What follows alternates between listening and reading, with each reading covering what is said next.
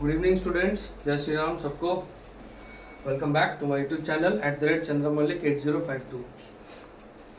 हम लोग एक टॉपिक पे पढ़ाई कर रहे थे, तो उसका पूरा वीडियो मेरा अपलोड हो नहीं पाया, उसके लिए सॉरी। और अभी जो हम वीडियो अपलोड कर रहे हैं वो है वॉइस का, ग्रामर सेक्शन में है वॉइस का। वॉइस को पढ़ते तो हैं हम लोग, लेकिन उसका हम लोगों को पूरा का पूरा सार पता होता नहीं है कि उसको हमको किस तरह से यूज करना है, राइट। बोर्ड पे आप देख रहे होंगे एक छोटा सा मेरा ऑलरेडी वीडियो डल चुका है, तो वो आप देख लेना। उसको मैं छोटा सा रिकैप कर लेता हूँ। उससे पहले मैं आपको ये बता दूं कि जब हम वॉइस को पढ़ते हैं ना, तो वॉइस को कई तरह से पढ़ा जाता है। उनमें से सबसे पहला जो तरीका होता है वो है टेंस, ठीक है, यानी कि काल के साथ साथ जिसमें कार्य भी होता है, टेंस। उसके बाद पढ़ा जाता है इसको मॉडल्स के हिसाब से, उसके बाद पढ़ा जाता है लेट के तरीके से, उसके बाद पढ़ा जाता है इंपेरेटिव के तरीके से, उसके बाद पढ़ा जाता है इन्फिनिटिव। वो सब हम डिस्कस करेंगे। सबसे पहले क्या डिस्कस करेंगे? सबसे पहले छोटा सा रिकैप करेंगे वॉइस का। वॉइस किसे कहते हैं? वॉइस का मतलब होता है कि फीलिंग्स ऑफ अ पर्सन, ठीक है, which is being expressed by his और हर सेल्फ इन हिज और हर ओन वर्ड्स। यानी कि किसी भी व्यक्ति का मन का बात, मनोविचार अपने हिसाब से वो रखता है, अपना बात जो है ना वो अपने तरीके से कहता है, ठीक है। जैसे नरेशन में होता था कि जब हमको कोई पहला व्यक्ति, हम दूसरा व्यक्ति है या हम ही पहला है, किसी को हम कुछ कह रहे हैं, तो वही दूसरा व्यक्ति तीसरे व्यक्ति को हमारा बोला हुआ बात अपने तरीके से कहता था। यहाँ पर भी ठीक उसी तरह से है वॉइस, यानी कि हम अपने मनोविचार को अपने हिसाब से कहते हैं, ठीक है। अब उस कहने का दो तरीका होता है, वॉइस दो तरीका का होता है। पहला होता है एक्टिव वॉइस। एक्टिव वॉइस का मतलब क्या होता है? देखिए, फोकस ऑन सब्जेक्ट, यानी कि जहां पर कोई एक ऐसा सेंटेंस होगा जिसमें हमेशा फोकस सब्जेक्ट पे होगा, यानी कि वो शुरुआत ही सब्जेक्ट से होगा, ठीक है। उसके बाद हमारा दूसरा वॉइस क्या है? Passive voice. पैसिव वॉइस क्या है? पैसिव वॉइस का मतलब होता है ऐसा सेंटेंस जिसमें फोकस किस पे होगा? ऑब्जेक्ट पे होगा। समझ में आया? देखिए क्या है, एक्टिव वॉइस में क्या होता है? फोकस किस पे होता है? सब्जेक्ट पे होता है। और पैसिव वॉइस क्या होता है? फोकस किस पे होता है?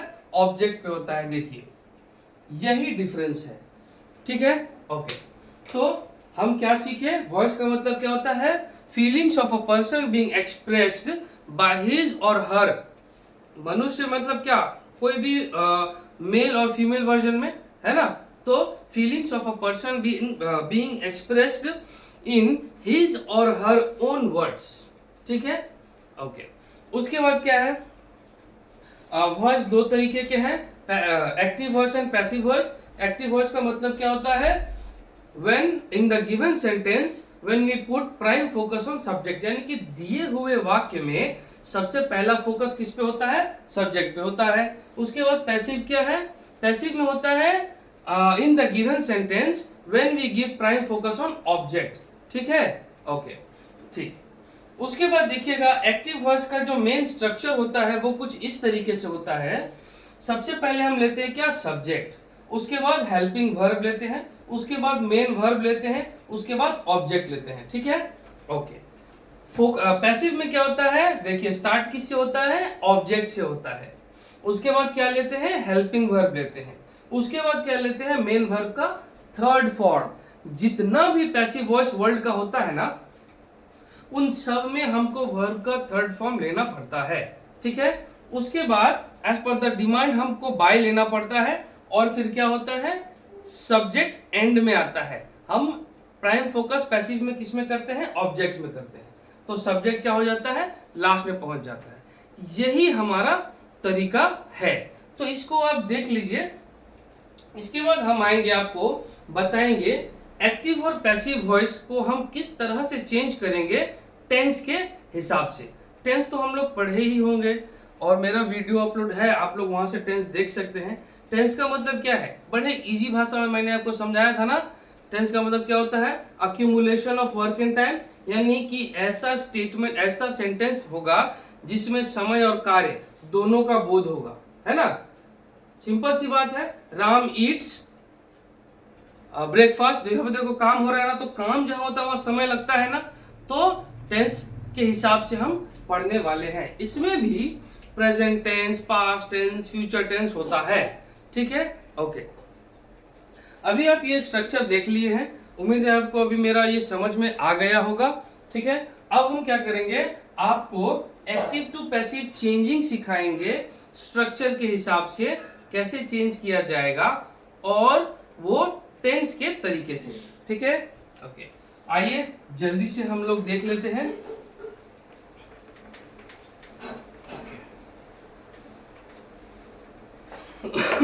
सॉरी, नाउ हम लोग को पता है कि टेंस के हिसाब से जब हम कुछ करते हैं तो वो क्या होता है, स्टार्ट प्रेजेंट से होता है।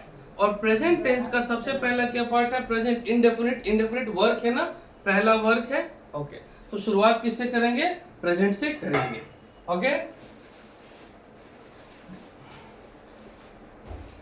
अब देखिए यहां पर present indefinite, okay. Present indefinite का अब हम स्टार्ट कर रहे हैं क्या, एक्टिव से पैसिव का, है ना। एक्टिव से पैसिव चेंज करेंगे स्ट्रक्चर वाइज। चलिए, तो सबसे पहले क्या होता है, अफर्मेटिव सेंटेंसेस को बनाते हैं। किसी भी टेंस में क्या होता है, अफर्मेटिव सेंटेंसेस आता है ना, वो क्यों आता है वो मैंने आपको बताया है, वो आपको मिल जाएगा मेरे टेंस वाले वीडियो में। चलिए, उसके बाद क्या है, इसका भी एक्टिव वॉइस और पैसिव वॉइस बनाना है ना। आइए देखते हैं कैसा स्ट्रक्चर होगा, ध्यान से सुनिएगा।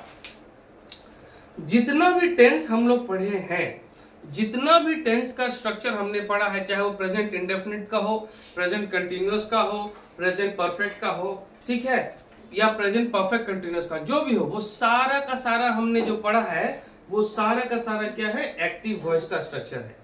समझ में आया? इसका मतलब है कि हम लोग को एक्टिव वॉइस पता है, ओके। अब मैं आपको बताता हूं, जब हम प्रेजेंट इंडेफिनिट टेंस के एक्टिव वॉइस को लिखेंगे, ध्यान से सुनना, जब हम प्रेजेंट इंडेफिनिट टेंस के एक्टिव वॉइस को लिखते हैं तो उसका हेल्पिंग वर्ब क्या है, डू डज, लेकिन अफर्मेटिव में तो उसका हेल्पिंग वर्ब नहीं आता है ना। प्रेजेंट इंडेफिनिट टेंस के अफर्मेटिव में और पास्ट इंडेफिनिट टेंस के अफर्मेटिव में उसका हेल्पिंग वर्ब कभी नहीं आता है, ठीक है। तो हम आइए लिखते हैं। और एक जानकारी वाली बात बता दूं, जब हम प्रेजेंट इंडेफिनिट टेंस का एक्टिव टू पैसिव बदलते हैं तो उसमें जब पैसिव में हेल्पिंग वर्ब लेते हैं तो फिर वो हेल्पिंग वर्ब आ जाता है प्रेजेंट कंटिन्यूअस का। अभी देखेंगे, समझ में आ जाएगा। देखिए, अभी क्या है, एक्टिव वॉइस बनाना है प्रेजेंट इंडेफिनिट टेंस के अफर्मेटिव सेंटेंसेस का। तो अफर्मेटिव का क्या होता है, सबसे पहले सब्जेक्ट प्लस मेन वर्ब का फर्स्ट फॉर्म प्लस एस या ईएस प्लस ऑब्जेक्ट, है ना। समझ में आया, ओके।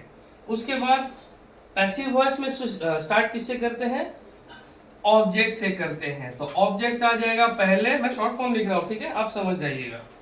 उसके बाद हेल्पिंग वर्ब लेना पड़ता है। तो मैंने क्या कहा था अभी कुछ देर पहले, जब हम प्रेजेंट इंडेफिनिट टेंस का एक्टिव टू पैसिव चेंज करते हैं तो उसका एक्टिव वॉइस तो एज इट इज जो रहता है वो स्ट्रक्चर रहेगा ही, लेकिन जब हम उसका पैसिव वॉइस में चेंज करते हैं ना तो फिर प्रेजेंट कंटिन्यूअस का हेल्पिंग वर्ब ले लेते हैं। तो यहां पर हमको वही करना है, क्या लेना है, इज, एम, आर, हो गया, समझ में आया। अब आप थोड़ा सा पहले, अगर हम मेरा वीडियो को थोड़ा सा पहले अगर आएंगे ना स्टार्टिंग में, तो आप देखेंगे कि मैंने यहाँ पर स्ट्रक्चर बताया था पैसिव वॉइस का, जिसमें ऑब्जेक्ट था, हेल्पिंग वर्ब था, फिर मेन वर्ब का थर्ड फॉर्म था। तो आइए यहाँ पर ले लेते हैं मेन वर्ब का थर्ड फॉर्म, प्लस क्या था, बाय था, उसके बाद क्या था, एंड में हमने लेना सब्जेक्ट। देखिए यहाँ पर क्या हुआ, स्टार्टिंग में सब्जेक्ट था, एंड में ऑब्जेक्ट, यहां पर स्टार्टिंग में ऑब्जेक्ट, एंड में subject. So this is the structure. क्या हुआ स्ट्रक्चर, प्रेजेंट इंडेफिनिट टेंस के अफर्मेटिव सेंटेंसेस का स्ट्रक्चर, एक्टिव वॉइस का सब्जेक्ट प्लस मेन वर्ब का फर्स्ट फॉर्म प्लस एस या ईएस प्लस ऑब्जेक्ट, है ना। एस या ईएस क्यों आता है पता है आपको, जब हमारा थर्ड पर्सन सिंगुलर होता है तब वहां पर एस या एस होता है। ओके, उसके बाद क्या है, ये हो गया एक्टिव वॉइस। उसके बाद पैसिव वॉइस क्या है, object plus is am are. वो क्यों, मैंने अभी बताया। जब हम प्रेजेंट इंडेफिनिट टेंस का एक्टिव वॉइस से पैसिव वॉइस चेंज करते हैं तो पैसिव वॉइस इसका कंटिन्यूअस का हेल्पिंग वर्ब ले लेता है। तो क्या हो गया, object plus is am are plus main verb का third form plus by plus subject. समझ में आया। एग्जाम्पल अभी बनाएंगे ना तो आपको और अच्छे से समझ में आएगा। कंसेप्ट को दिमाग में आप रखिए, ठीक है, आप अपने आप उन चीजों को समझ लेंगे। जैसे कि देखोगे, मैं एक एग्जांपल दूं यहां पर, राम ईट्स फ्रूट, ठीक है, समझ में आया। ओके, अब देखो यहां पर हमारा ये एक्टिव वॉइस है, ठीक है। ओके, यहां पर क्या है, हमारा प्राइम फोकस किस पे है, सब्जेक्ट पे है ना, सब्जेक्ट। उसके बाद मेन वर्ब का फर्स्ट फॉर्म के साथ एस या ई एस आ गया। वो क्यों आया, क्योंकि हमारा जो सब्जेक्ट है ये थर्ड पर्सन सिंगुलर है। ओके, उसके बाद लास्ट में फ्रूट आ गया ऑब्जेक्ट। ये हो गया ना, सीधा सीधा कह दिया। अब इसी बात को हम अपने तरीके से कहेंगे। वो कैसे कहेंगे वो देखिए। हमको पैसिव वॉइस का रूल अप्लाई करना है। तो पहले क्या लेना है, ऑब्जेक्ट। तो इस सब्जेक्ट में हमारा जो ऑब्जेक्ट है, इस सेंटेंस में ऑब्जेक्ट जो है वो सिंगुलर है, फ्रूट है। फ्रूट्स तो है नहीं, तो सिंगुलर्स के साथ आता है इज, आई के साथ आता है एम, और प्लूरल्स के साथ आता है आर, ठीक है। तो यहाँ पर हमारा जो ऑब्जेक्ट है सिंगुलर है, तो हमको लेना है क्या, फ्रूट। इज एम आर में क्या लेंगे, क्योंकि ऑब्जेक्ट हमारा सिंगुलर है तो हम सिंगुलर से हेल्पिंग वर्ब लेंगे, फ्रूट इज। उसके बाद क्या लेंगे, मेन वर्ब का थर्ड फॉर्म। ईट का थर्ड फॉर्म क्या होता है, ईटन, ठीक है। ईटेन उसको नहीं कहते, ईटन थोड़ा पुराना प्रोनाउंसिएशन हो गया। अभी करंट प्रोनाउंसिएशन के हिसाब से उसको कहते हैं ईटन, ठीक है। चलिए, फ्रूट इज ईटन क्या लेना है, बाय राम। देखो, ये रहा हमारा एग्जाम्पल। अब आप यहाँ पर थोड़ा ध्यान देंगे तो क्या होगा, देखो ऑब्जेक्ट आ गया, हेल्पिंग वर्ब आ गया, मेन वर्ब का थर्ड फॉर्म आ गया, बाय आ गया, उसके बाद सब्जेक्ट आ गया।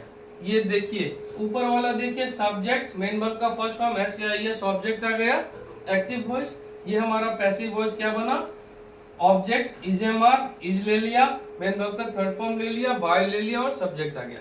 सिंपल था ना, बहुत इजी था ना समझना। ओके, एक और एग्जांपल देता हूं, आप अच्छे से समझ जाएंगे।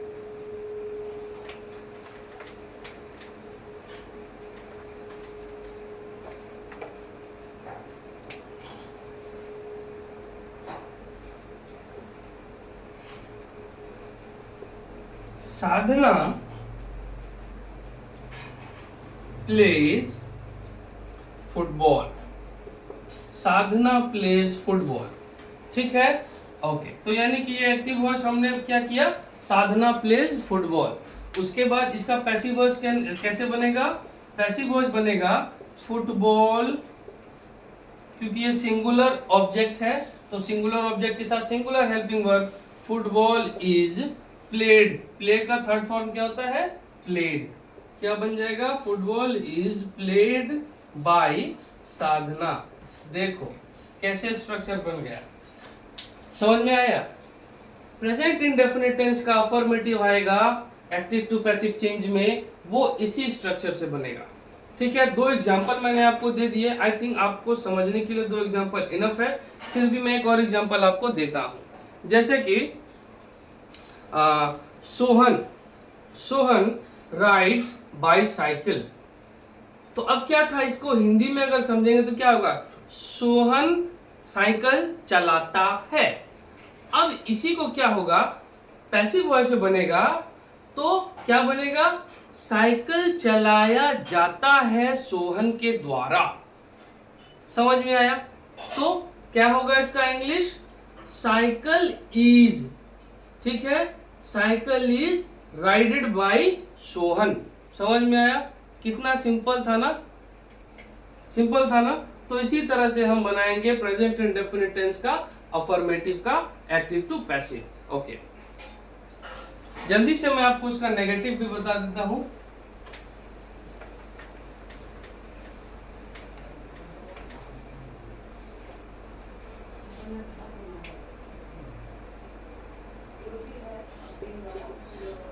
आइए नेगेटिव सेंटेंस को देखते हैं। नेगेटिव सेंटेंस का स्ट्रक्चर क्या होगा? अब नेगेटिव सेंटेंस से तो उसका हेल्पिंग वर्ब आ ही जाएगा प्रेजेंट इंडेफिनिट टेंस का। तो देखिए वो क्या बन जाएगा सॉरी। अच्छा, अब क्या है? सब्जेक्ट प्लस डू या डज प्लस नॉट। नॉट क्यों? क्योंकि एक नेगेटिव सेंटेंस है, प्लस क्या बन जाएगा? मेन वर्ब का फर्स्ट फॉर्म प्लस ऑब्जेक्ट।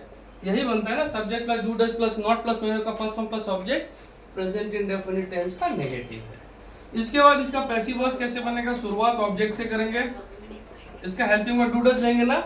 नहीं, इज एम आर। ओके, समझ में आया? प्लस क्या होगा? नॉट आएगा थर्ड पोजीशन पे, फिर होगा मेन वर्ब का third form plus by plus subject. Okay, समझ में आया? ये रहा हमारा नेगेटिव सेंटेंसेस का स्ट्रक्चर, क्या एक्टिव टू पैसिव का स्ट्रक्चर। एग्जांपल देंगे तो आपको अच्छे से समझ में आ जाएगा। देखिए अब इसका एग्जांपल कैसे होगा?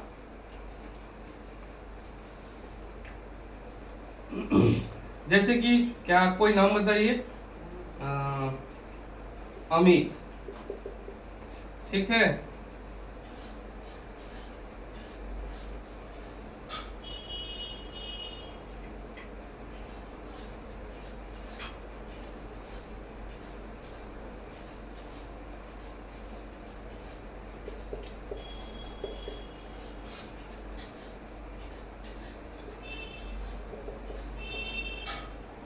अब देखिए यहां पर मैंने लिखा Amit does not eat fruits.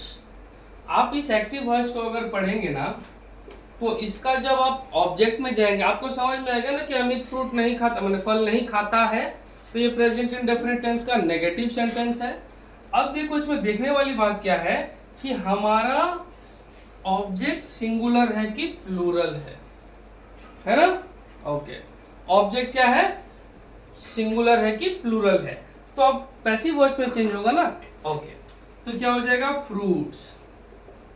Fruits यानी प्लूरल है, हमारा ऑब्जेक्ट क्या है? प्लूरल है ना, तो प्लूरल के साथ क्या आता है?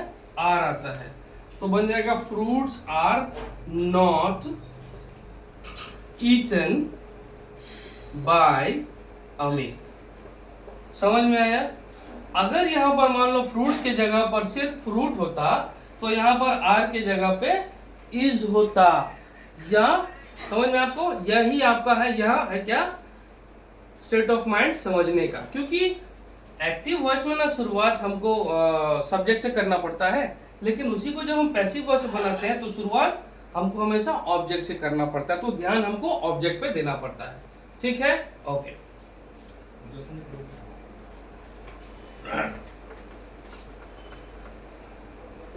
अब देखो अब क्या है? I do not play football.